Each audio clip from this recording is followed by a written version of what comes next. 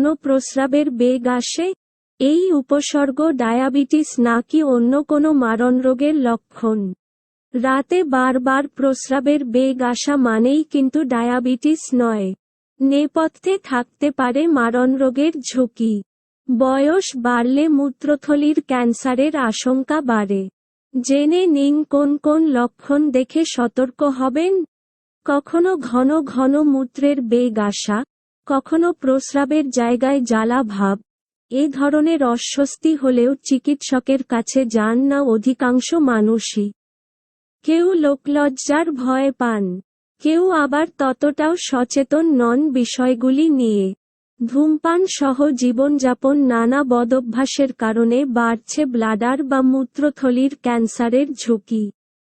যদিও ক্যান্সার বয়সের তোয়াক্কা করে না, তবে বেশিরভাগ ক্ষেত্রেই 55 উত্তীর্ণদের মধ্যে ব্লাডার ক্যান্সার বেশি দেখা যায়।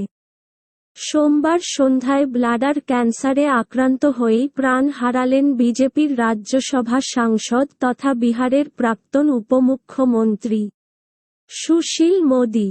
তার বয়স হয়েছিল 72।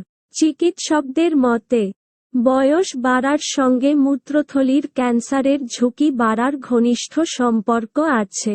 মূত্রথলিতে ক্যান্সার হওয়ার অন্যতম কারণ ধূমপান। ধূমপায়ীদের মূত্রথলির ক্যান্সারের ঝুঁকি অধূমপায়ীদের থেকে অনেক গুণ বেশি। এছাড়া, যারা প্রস্রাবের ক্রনিক সংক্রমণে ভোগেন, তাদেরও এই ক্যান্সারের ঝুঁকি অনেক বেশি। চিকিৎসকদের মতে, এই প্রকার কর্কট রোগের প্রধান উপসর্গ হল মূত্রের সঙ্গে রক্তপাত। কখনো গাঢ় লাল রঙের রক্তপাত, কখনো হালকা রঙের। এই উপসর্গ দেখলে কখনোই ফেলে রাখবেন না। দ্রুত চিকিৎসকের সঙ্গে যোগাযোগ করুন। আর কোন কোন উপসর্গ দেখলে সতর্ক হবেন? 1. বারবার প্রস্রাবের বেগ আসা। 2.